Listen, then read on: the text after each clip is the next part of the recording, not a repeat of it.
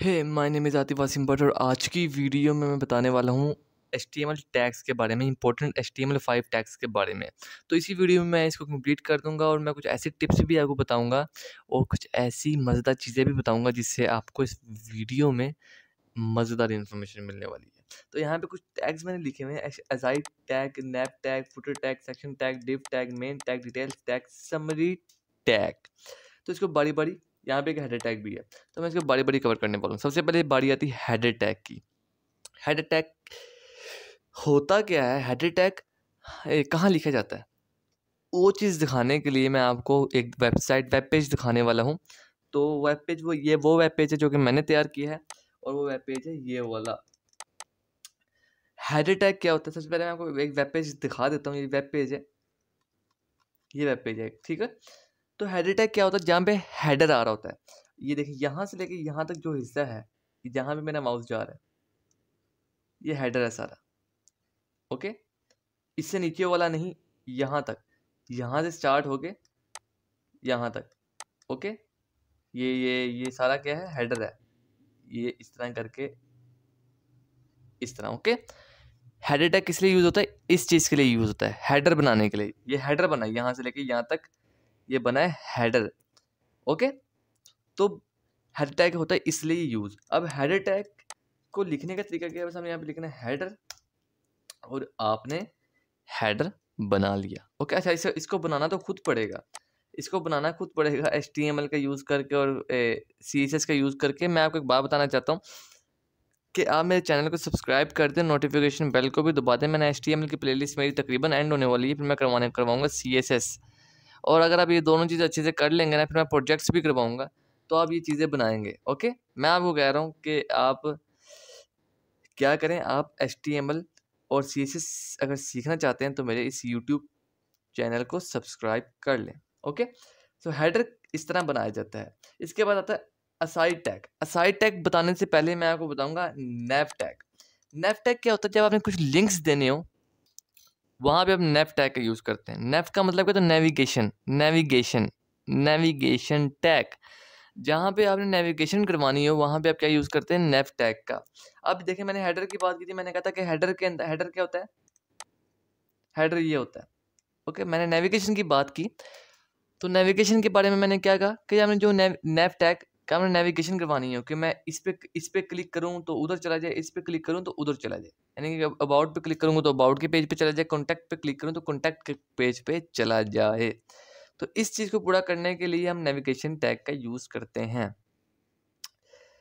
जैसे कि मैंने यहाँ पे नेविगेशन टैग का ही यूज़ किया हुआ है। नेविगेशन टैग के अंदर ये बनाया है, ये बनाया है, फिर ये बनाया है। क्यों? क्योंकि इसको यूज़ करते हुए मैं नेविगेशन कर सकता हूँ। कुछ सेंस है नैव टैग को यूज़ करने की। ओके, सो मैं आपको पहले कोड दिखाता हूँ, बल्कि कोड बाद में दिखाऊंगा, बल्कि अभी दिखा देता हूँ। ये देखें, ये देखें, ये नैव टैग का मैंने यूज़ किया, ये नैव टैग का यूज़ किया। यहाँ पे लिखा आ रहा है होम अबाउट कॉन्टैक्ट। ओके, यानी कि नेविगेशन के अंदर ये आ रहा है। ओके, तो जहाँ पे नेविगेशन करवानी है वहाँ पे नैव टैग का यूज़ किया जाता है। और मैंने यहाँ पे लोगो भी डाला है। उसकी वजह ये है कि अगर लोगो पे क्लिक हो तो वो भी किसी जगह जाए। हाँ, मैंने इसको बनाया नहीं है, लेकिन लोगो पे भी क्लिक करके किसी जगह जाया जा सकता है, इसलिए मैंने लोगों को भी अंदर डाला हुआ है। ओके जी, तो नैव टैग की मुझे उम्मीद है आपको समझ आ जाएगी। उसके बारे में बात करता हूँ मैं असाइड टैग की। ये देखें, ये एक हेडर क्या होता है जो इसके अंदर आता है। उसके बाद नेविगेशन ये होती है। असाइड टैग क्या होता है? आपने कभी नोटिस किया हो कि आप एक बटन को क्लिक करते हैं तो यहाँ से साइड बार ओपन हो जाता है, जहाँ पे लिखा था होम पे जाएं, यहाँ पे जाएं, वहाँ पे जाएं, यहाँ पे जाएं, तो उसे कहते हैं साइड टैग। साइड बार को कहा जाता है। साइड बार अगर आपने बनानी हो तो आपने यूज करना है असाइड टैग का। ओके, साइड बार अगर बनानी है। उसके बाद जिसकी बारी आती है वो है फुटर टैग। बताने से पहले मैं आपको करवाऊंगा सेक्शन टैग। सेक्शन टैग क्या होता है? अगर आप चाहते हैं कि देखें ना कि ये हिस्सा मेरा कंप्लीट हो गया, अब एक और हिस्सा यहाँ पे स्टार्ट हो रहा है। ये देखें, नया हिस्सा, पहले ये वाला हिस्सा कंप्लीट किया मैंने, फिर मैंने एक और नया हिस्सा स्टार्ट किया, ये वाला। तो इसलिए मैंने यूज़ किया सेक्शन टैग का, सेक्शन बनाने के लिए। एक वेब पेज को डिफरेंट सेक्शंस में मैंने डिवाइड कर दिया है, एक वेब पेज को डिफरेंट सेक्शंस में मैंने डिवाइड कर दिया है ताकि वेबसाइट बनाने का मज़ा आए। इसका भी आपको एग्जांपल दिखाता हूँ। जैसे कि ये एक सेक्शन रखा हुआ है मैंने यमी यमी का, उसके बाद सेक्शन रिसाइप्स, ये देखें ये रिसाइप्स आ रहा है, ये देखें ये रिसाइप्स आ रहा है, और उसके बाद मैंने कार्ड बनाए हुए हैं। ओके, ये एक सेक्शन रखा हुआ है, उसके बाद मैंने एक जंबोट्रॉन का सेक्शन रखा हुआ है, ये देखें जंबोट्रॉन का सेक्शन रखा हुआ है। तो सेक्शन इस चीज़ के लिए यूज़ होता है। इसके बाद आता है डिव टैग। डिव टैग कहाँ यूज़ किया जाता है? जहाँ पे आप डिव टैग की, मैं आपको एक डिव टैग के बारे में मैंने एक वीडियो बनाई हुई है, तो आप वो जाके देख सकते हैं। मैं डिस्क्रिप्शन पे लिंक दे दूंगा, आई होप सो कि मैं डिस्क्रिप्शन में लिंक दे दूंगा। तो डिव टैग का कहाँ भी यूज़ किया जाता है? जहाँ पे आपने ब्लॉक ऑफ कंटेंट बनाना हो, यानी कि ब्लॉक ऑफ टैग्स हो, ब्लॉक ऑफ टैग्स हो। तो जैसे कि मैं आपको इसकी भी एग्जाम्पल दिखाता हूँ कि देखें, अब ये ब्लॉक था, यानी कि एक से ज़्यादा ये थे। अब बजाय मैं इसको इस तरह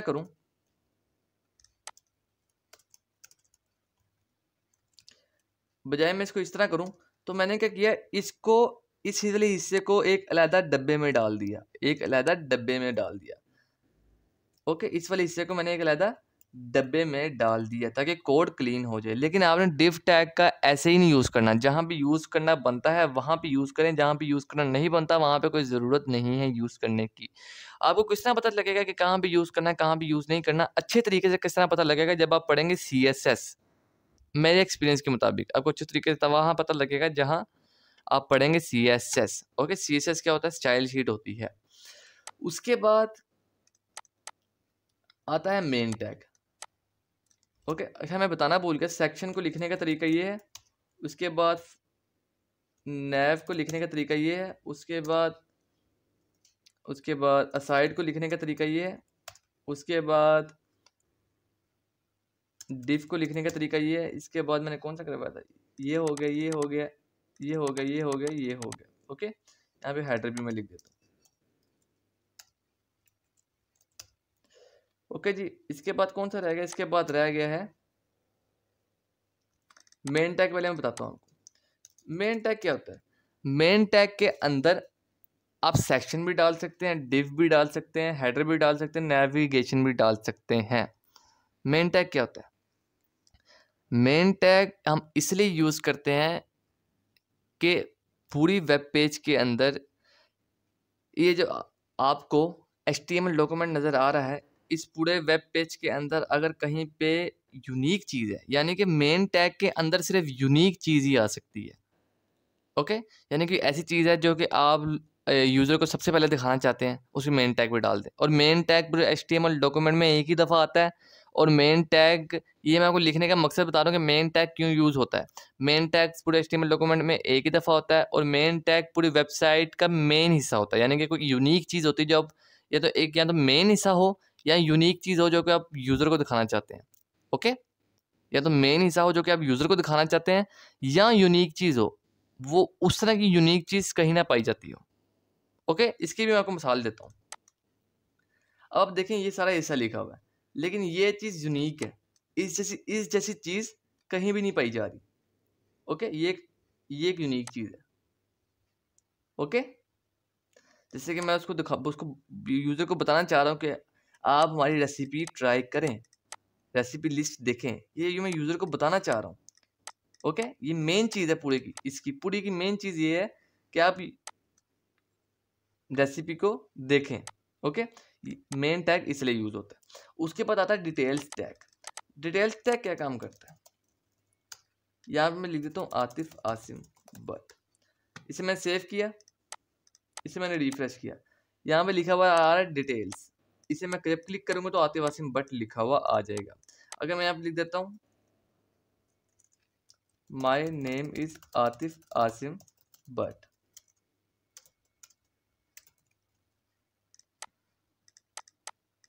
okay, my name is Atif Asim Butt. So अब यहाँ पे समरी की बात आ गई। समरी टैग क्या होता है? अब आप देख रहे हैं कि यहाँ पे डिटेल्स लिखा हुआ आ रहा है। अगर मैं चाहता हूँ यहाँ पे कुछ और लिखा हुआ है तो उसको आप, उसके लिए आप यूज़ करेंगे समरी टैग का। तो क्या करना आपने,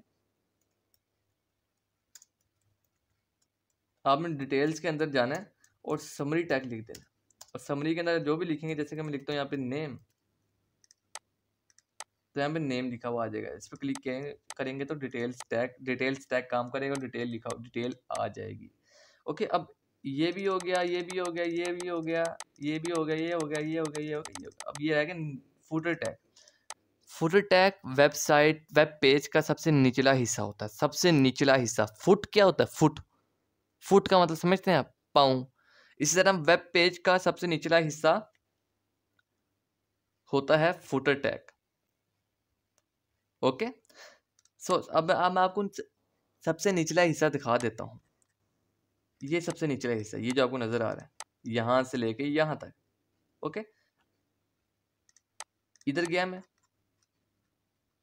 ये देखिए ये फुटर टैग, मैंने एंड पे फुटर टैग लिखा हुआ है और इसके अंदर सारा कंटेंट डाला हुआ है, पॉलिसी एंड प्रेस वगैरह इसके अंदर डाला हुआ है। ओके, तो फुटर टैग को लिखने का तरीका क्या होता है? फुटर टैग लिखने का मकसद आपको पता लगना चाहिए कि फुटर टैग लिखने का मकसद क्या है।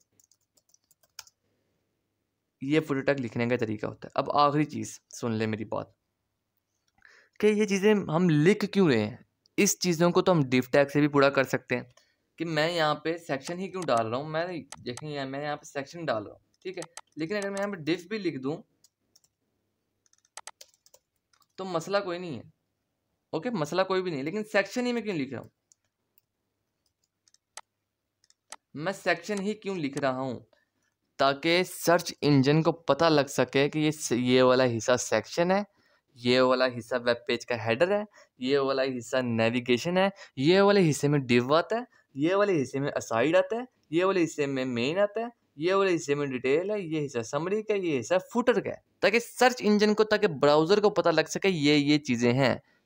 और ये लिखना बहुत अच्छी चीज़ है एक वेब पेज को तैयार करने के लिए, कि आप सेक्शन भी यूज़ करें, हेडर यूज़ करें, खाली पूरी वेबसाइट में डिव भी नहीं यूज़ करें। डिव का मकसद वो नहीं है, डिव का मकसद एलिमेंट्स को एक डब्बे में इकट्ठा करना है। ओके, लेकिन सेक्शन का मकसद अलग है, हेडर का मकसद अलग है। ओके जी, आपको मैं दोबारा दिखा देता हूँ, कंफ्यूज नहीं होना। ये देखें, यहाँ पे मेन मकसद सेक्शन था, कि एक अलग सेक्शन आ रहा है, तो मैंने सेक्शन टैग यूज़ कर लिया। अब मैं चाह रहा था कि मैं इस एलिमेंट्स को एक जगह इकट्ठा कर लूँ, तो मैंने डिव टैग का यूज़ कर लिया। ओके, जैसे मैंने यहाँ पे डिव टैग का यूज़ किया, यहाँ पे डिव टैग का यूज़ किया, और यहाँ पे डिव टैग का यूज़ किया। ओके, यहाँ पे सेक्शन का यूज़ किया उसकी वजह के कि ये एक सेक्शन हो जाए। ओके, यहाँ पे डिव यूज़ किया, यहाँ पे डिव यूज़ किया, यहाँ पे डिव यूज़ किया, फिर ये एक और सेक्शन हो जाए। अब यहाँ पे एक चीज़ गौर करने वाली है कि यहाँ पे मैंने सेक्शन यूज़ नहीं किया, हालांकि ये कम सेक्शन से भी हो सकता था, लेकिन मैंने क्यों नहीं यूज़ किया? क्योंकि इसके लिए फुटर बना हुआ है, इसलिए मैंने फुटर का यूज़ किया है। तो आपने वो चीज़ें यूज़ करनी है जो चीज़ के लिए बनी हुई है। काम तो डिव से भी हो सकता है, काम सेक्शन से भी हो सकता है, लेकिन वो चीज़ें यूज़ करनी है जिस चीज़ के लिए कोई चीज़ बनी हुई है। ओके, बस इस वीडियो में इतना ज़्यादा। कोई क्वेश्चन या क्वेरी हो तो पूछ सकते हैं, और कोई ऐसी इन्फॉर्मेशन देनी हो जो कि मेरे लिए यूज़फुल हो, ऑफ कोर्स दे सकते हैं। कमेंट करके बताएं कि किस तरह मैंने पढ़ाया, और लाइक कर देना इस वीडियो को, सब्सक्राइब कर देना इस चैनल को, और साथ नोटिफिकेशन बेल को भी दबा देना। और एक और बात, कि जिन लोगों को इस वीडियो की ज़रूरत है, यानी कि जो वीडियो यूज़फुल है या इंटरनेट पैकेज नहीं भी होता, तो आप उनको वीडियो सेंड कर सकते हैं व्हाट्सएप वगैरह पे। Okay, thanks for watching this video.